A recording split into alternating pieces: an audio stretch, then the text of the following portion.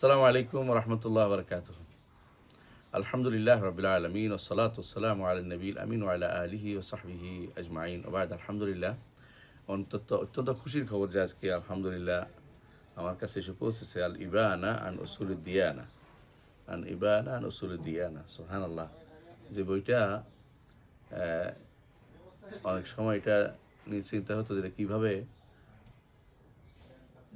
মানুষের দোরগোড়ায় পৌঁছানো যায়। আল্লাহ তাআলা এটা সহজ করে দিয়েছেন।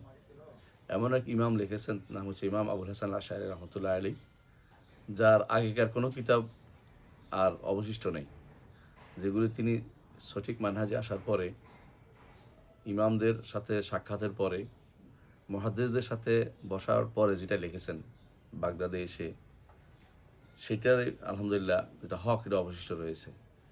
এইটার যারা অনুসরণ করে না তারা আসলেই ইমাম আবুল হাসান আশআরী রহমতুল্লাহ আলীর অনুসারী না। এই জন্য উনি কোন আকীদা পোষণ করতেন এটা অনেকেই জানতে চায়। ইমাম আবুল হাসান আশআরী নিজের কারণে আশআরী বলে অনেকেই, কিন্তু নিজেরা জানেই না যে ইমাম আবুল হাসান আশআরী রহমতুল্লাহ আলী তিনি কোন আকীদার উপর শেষ মারা গেছেন। তার এই আকীদা যেটা লিখিত আছে এবং যেটা ছাপা হয়েছে এবং যেটা আরব দেশে তার নিজের পক্ষের লোকরা বিপক্ষের লোকরা সবাই ছাপাইছে, বিশেষ করে তাদের ইমাম যিনি ইমাম ইবনে আসাকির রহমতুল্লাহ আলী এবং ইমাম বাইহাকি, তারাও এর থেকে বিশাল অংশ বর্ণনা করেছেন তাদের গ্রন্থে, প্রায় পুরোটাই। সেই আকীদার গ্রন্থটা আমাদের অনেকে যারা আশারি মাতুরিদি ভাইদের হাতে নেই। তো আমরা এই জন্য ওনাদের হাতে এটা একটা হাদিয়া হিসেবে দিতে চাই এই রমাদান মাসে, যে রমাদান মাসে এটা থেকে তারা উপকৃত হন, তারা বুঝুন যে আসলেই সর্বশেষ কথা হচ্ছে এটা, আল হক মা কাল আল্লাহ ও কাল রাসূলুহু সাল্লাল্লাহু আলাইহি ওয়াসাল্লাম। হক হচ্ছে যা আল্লাহ বলেছেন এবং রাসূল সাল্লাল্লাহু আলাইহি ওয়াসাল্লাম বলেছেন, এবং এটার দিকেই ফিরে আসতে হবে আমাদেরকে। সব লাস্ট কথা এটাই। দুনিয়ার যত কথা আছে, দুনিয়ার যত আজে বাজে চিন্তাধারা আছে, যত রকমের বা অধিবিদ্যা বা বিভিন্ন রকমের বিদ্যার কথা বলা হয়, এগুলি আসলে কোনো শেষ পর্যন্ত থাকবে না। কারণ প্রথম কথা হচ্ছে তিনি আমাদের সৃষ্টি করেছেন, রাসূল পাঠিয়েছেন, তার নীতির অনুসারে চলতে হবে। সাহাবায়ে কেরাম উত্তম জাতি, তারা যে নীতি সেটা চলতে হবে।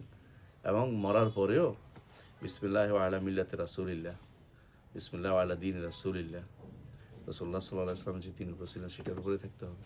সেখানে বাড়তি মানুষের যে সমস্ত চিন্তা চেতনা এগুলি যে ঢুকেছে, এগুলি থেকে বেরিয়ে আসতে হবে। ইমাম আবুল হাসান আশআরী রহমতুল্লাহ যেভাবে বেরিয়ে আসছেন, আমাদেরকে সেভাবে বেরিয়ে আসতে হবে।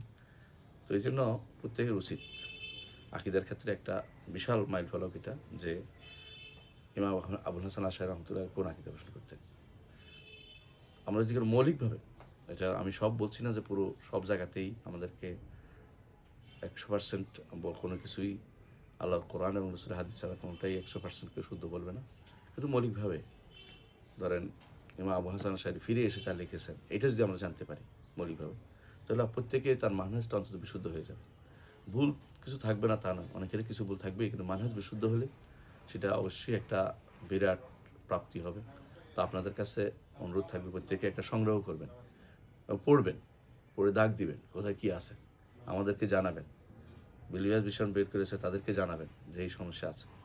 আপনাদের পছন্দ হবে ইনশাল্লাহ। আমার কাছে খুব ভালো লাগছে এই কভারটা, লেখাটা খুব ভালো, কভারটা খুবই সুন্দর হয়েছে, লেখাটাও খুবই গর্জিয়াস হয়েছে, আরবি এটা নামটাই রয়ে গেছে, ইমাম যেভাবে নাম দিয়েছেন সেভাবেই। তো আলহামদুলিল্লাহ, আপনারা সংগ্রহ করবেন এবং পড়বেন, পাঠ্য করবেন।